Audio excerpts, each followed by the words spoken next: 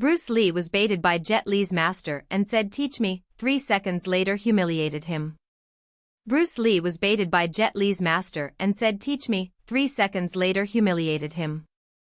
The morning mist still hung over the training yard as old master Wong Fei Hong, known for his silent wisdom and hands that moved mountains, watched Bruce Lee with an enigmatic smile.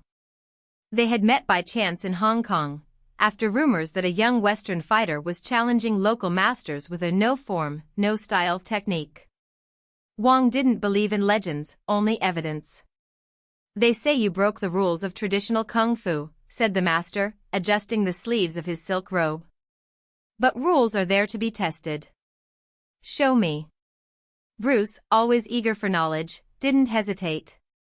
He bowed slightly, his eyes shining with the flame of competition. Teach me, then. I want to see what real kung fu can do. Wong Fei Hong did not respond immediately. Instead, he lifted a cup of tea that was resting on the stone table next to him. With an almost imperceptible movement, he tilted it slightly, and the cup slid through the air, flying toward Bruce's chest.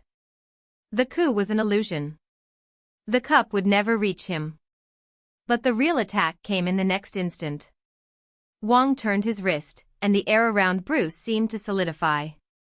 A palm strike, so fast it was barely seen, connected with his sternum with the precision of a needle. There was no brute force, just a touch. But it was enough. Bruce felt the ground shift beneath his feet, as if the world itself had tilted. He staggered, his knees going weak, and he fell backwards with a thud. The silence that followed was more painful than the fall.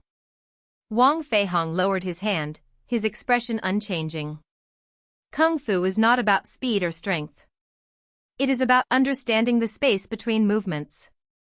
You fight like a man who sees only what is in front of him, not what is around him. Bruce stood up slowly, brushing the dust off his clothes. Humiliation burned, but it wasn't anger he felt, it was clarity. He had spent years perfecting his Jeet Kune Do, breaking the chains of traditional styles, but there, in front of that old master, he realized that there was still an ocean of knowledge that he had not even touched. Then teach me, said Bruce, his voice firm. Show me that space. Wong Fei Hong studied him for a long moment. Then he nodded. 3 months. You will learn what it is to truly fight. The days that followed were an ordeal. Wong didn't teach him techniques, he forced him to feel.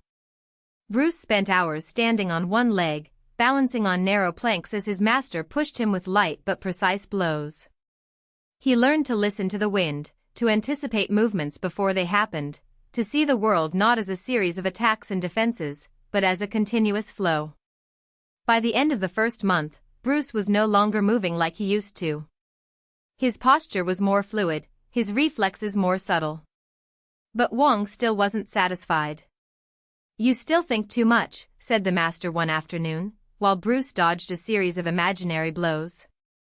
The real fighter doesn't think, he knows. Bruce frowned. How can anyone know without thinking? Wong smiled. Like this. And then, without warning, he threw a punch towards Bruce's face. The blow was real, but at the last second, Wong changed trajectory, hitting the air next to his ear. Bruce blinked, confused. The master had not been wrong. He had shown something. You saw the attack, but not the space between him and you. That space is where the real fight happens. Bruce closed his eyes. He took a deep breath. And for the first time, he understood.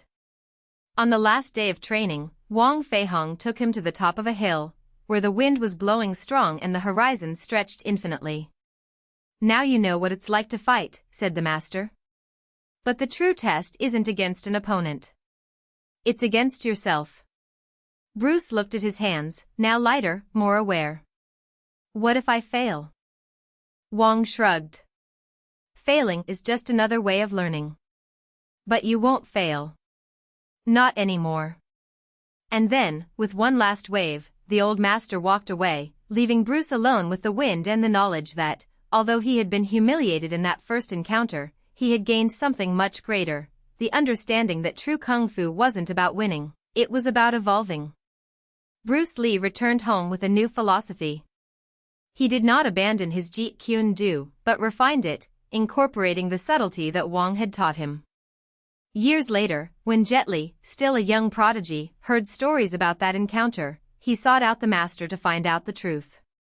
Wong Feihong just smiled. Bruce Lee was not humiliated. He was freed. And so, the legend grew. Not as the story of a defeated man, but as that of a warrior who found, in his moment of greatest weakness, the strength to reinvent himself. The legacy of the dragon and the tiger. Bruce Lee returned to Hong Kong with his mind on fire. The humiliation before Wong Feihong burned in his chest, but not like a wound, like burning coals, fueling a transformation. He spent entire nights on the terrace of his apartment, training under the moonlight, repeating the movements Wong had shown him, not as techniques to be mastered, but as principles to be absorbed. The master hadn't just taught him moves, he had taught him Wu Wei, the art of acting effortlessly, of flowing like water. His Jeet Kune Do, once a storm of precise punches and kicks, has gained a new layer. Bruce began to incorporate economy of movement, strategic patience, the ability to wait for the right moment before attacking. His students noticed the change. Some, like Dan Inosanto, asked whether he had abandoned his previous philosophy. Bruce just smiled. The river does not deny its tributaries. It absorbs them and becomes stronger. Meanwhile, in Guangzhou, Wong Feihong watched his most unlikely disciple grow. He didn't seek recognition, his fame was enough, but he felt a quiet satisfaction in seeing Bruce flourish. One day, a young fighter named Ip Man, who had just returned from the war, approached him for a challenge. Wong, now elderly, refused to fight, but Ip insisted, saying he needed to prove himself. The master then pointed to an old oak tree in the courtyard. "Break that branch," he said. Ip threw a roundhouse kick, breaking the branch in two. Wong shook his head. "Now, grow it back." Ip was silent. Wong smiled. True strength is not in destroying, but in understanding. Years later, when Bruce was already a legend in Hollywood, Wong Feihong passed away peacefully, surrounded by his disciples. His death was not announced with fanfare, but kung fu masters across China knew. That night, Bruce, who was filming Enter the Dragon, felt something shift in the air. He stopped recording, retreated to a corner of the set and meditated. When he opened his eyes, he knew. There were no tears, just a silent bow, as if the wind blowing through the bamboo carried one last lesson. Jet Li, then 15 years old, was already a national wushu champion when he heard the story for the first time. His master, Wu Bin, told it as a warning: brute force is like a wave, it can overturn a man, but not the sea. Jet didn't understand at the time. It wasn't until years later, when he was already a star, that he searched Wong Feihong's records and found notes about meeting Bruce. Among the yellowed pages, a sentence stood out: "The dragon does not fear the tiger, because he knows that they are both made of the same storm." Bruce Lee never returned to Guangzhou. But in every fight he fought, inside and outside the ring, in every scene he filmed, in every word he wrote, Wong Feihong's shadow was present. He didn't beat the master that day in the courtyard. But he beat himself. And that, in the end, was all that mattered. The legend of Bruce Lee and Wong Feihong did not end with a duel. It ended with an understanding. Two men, two styles, two eras united not by rivalry, but by the tireless search for something greater. And so, like the river meeting the sea, their stories merged, flowing together forever. The last encounter in the dragon's dream. Years after that day in the Guangzhou courtyard, Bruce Lee woke with a start in his Kowloon apartment, cold sweat running down his temples. In recent times, strange dreams have visited him frequently, visions of a man with a white beard, wearing a cheongshan embroidered with dragons, who silently watched him as he trained. In the dream, the master said nothing. He just smiled, as if he knew something that Bruce still didn't understand. That morning, Bruce sat at his desk and opened his notebook where he recorded his thoughts about martial arts. Between sketches of movements and reflections on Jeet Kune Do, his hands shook as he wrote, "The dragon does not fear the tiger, because he knows that both are made of the same storm." Wang Feihong's phrase echoed in his mind like a mantra, but now it carried a different weight. It was no longer a challenge, but a revelation. The legacy in the hands of another.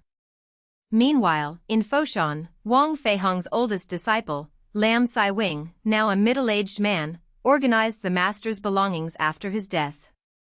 Among scrolls of parchment and ancient weapons, he found a letter addressed to Bruce Lee, written in Wang's shaky handwriting in the last days of his life. To the young man who defied the sky. I write these words knowing that I may never read them. But storms, even those that don't meet, leave tracks. You made me see that strength is not just in technique, but in the courage to break one's own chains. The dragon you sought was always inside you, just like the tiger I once was. We are not enemies, Bruce. We are mirrors.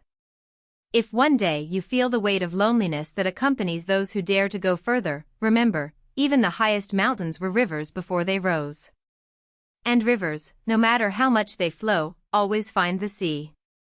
Wang Feihong. Lam hesitated. The letter had not been sent.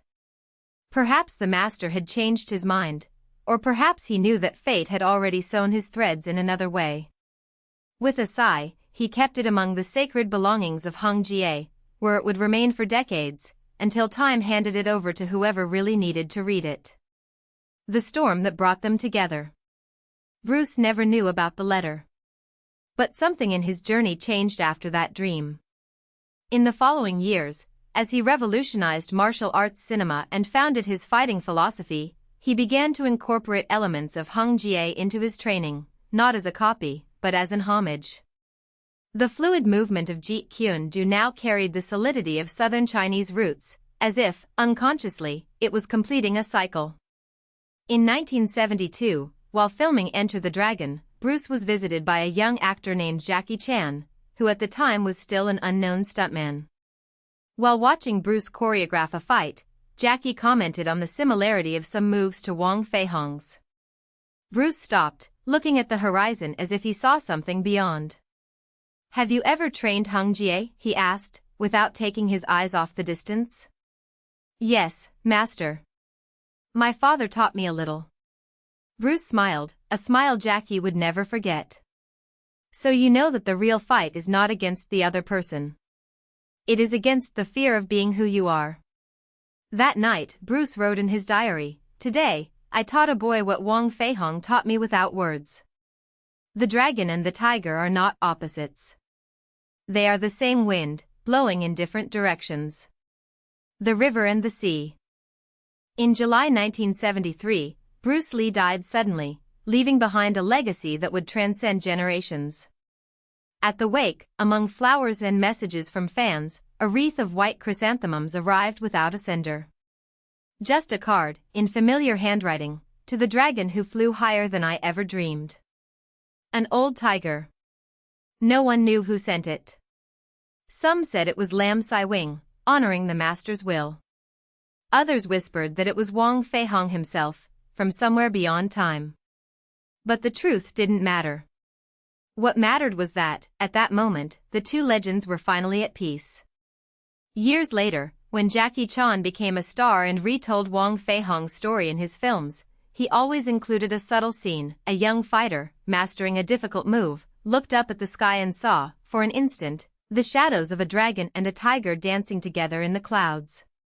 It was a tribute. A recognition. And so, like the river that meets the sea, the stories of Bruce Lee and Wang Feihong continued to flow, not as rivals, but as two faces of the same storm. A storm that, centuries later, still blows over those who dare to seek something beyond the limits. The legacy that does not die. Years have passed since that night in Hong Kong, when the wind carried with it the last breath of a rivalry that never existed. Time, as always, weaved its own versions of the facts. Some said that Bruce Lee had gone beyond the ocean, where he trained new disciples in secret. Others swore they saw Wang Feihong walking through the streets of Foshan, his bamboo staff echoing against the cobblestones like an ancient call. But the truth, as is often the case, was less important than the echo it left. Young Jackie Chan, then an unknown stuntman with more broken bones than wins, first heard the story in an alley behind a movie studio. An old kung fu master, with wrinkled hands and eyes bright as coals, told him about the night the dragon and the tiger had met. They didn't fight, the old man had said, spitting on the ground. They danced. And when the dance ended, the world was already different. Jackie laughed at the time, thinking it was another one of the legends that old people invented to impress young people. But years later, when he was already a star and retold Wong Fei-hong's story in his films, something strange happened. During the filming of Drunken Master 2, in a scene where his character was mastering the drunken fist move, he looked up into the sky and saw, or thought he saw, two shadows intertwined in the clouds.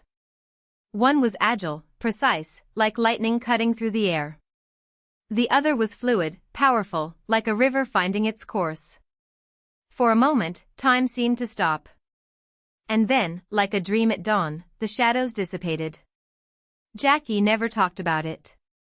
But from that day on, in every martial arts film he made, there was always a detail, a painting on a dojo wall showing a dragon and a tiger, an old master who mentioned the one who came from the future or the one who never left, or even a fighting move that seemed to combine Bruce's speed with Wong's wisdom. It was his way of keeping history alive. Not as a myth, but as a truth that only those who truly fight can understand. The disciple who didn't know he was. Meanwhile, in a small temple in the mountains of Guangdong, a boy named Liang trained under the tutelage of a master who never smiled. The old man, known only as Sifu, taught with a rigidity that bordered on cruelty. "Martial art is not dancing," he growled, as he corrected Liang's posture for the 100th time. "It's survival." Liang did not know that his master had been one of Wong Fei-hong's last students. Nor that, decades earlier, he himself had been one of the young people who witnessed the fight, or the dance, between the old master and the man who came from the future. Sifu never talked about it. But sometimes, when he thought no one was looking, he would practice a strange kata, a sequence of movements that belonged to no known school. It was fast like Jeet Kune Do, but rooted like Hung Gar. And when Liang, curious, asked about it, the master just said, "That's not for you." Not yet. Years passed. Liang grew up, became a respected fighter, and one day, in a competition in Hong Kong, he faced an opponent who used a technique he had never seen. It was a mix of high kicks and short blows, as if the fighter didn't follow any school, but all of them at the same time. Liang was defeated within seconds.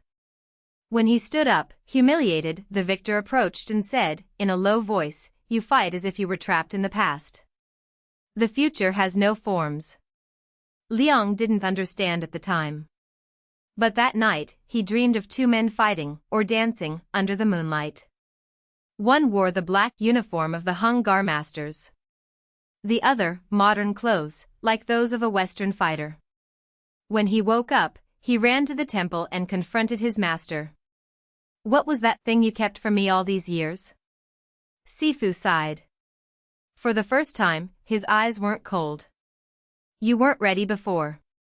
But now, maybe you are." And then, he taught Liang the forbidden kata. It wasn't a Wong Fei-hong technique. Not even Bruce Lee. It was something new. Something that could only exist because the two had found each other. The storm that never ceases. Decades later, when Liang was already an old master and his own disciple, a boy named Chen, was training under his tutelage, history repeated itself again. Chen was impatient, he wanted to learn everything quickly, like the heroes of Jackie Chan films. One day, after a grueling training session, he asked, "Master, is it true that Bruce Lee and Wong Fei-hong fought once?" Liang smiled. "No. They didn't fight. They recognized each other." Chen frowned. "Like this? When two great rivers meet, they don't fight over which is stronger. They mix. And then, together, they create something greater." Liang pointed to the horizon, where clouds moved in spirals. "See. The wind doesn't choose a path. It blows where it wants. And sometimes, when you least expect it, it brings back what's already gone. Chen didn't understand. But that night, as he slept, he dreamed of a dragon and a tiger dancing among the stars. And when he woke up, he knew, without knowing how, that one day he too would be part of that dance. And so, like waves returning to the sea, the stories of Bruce Lee and Wong Fei-hung continued to intertwine.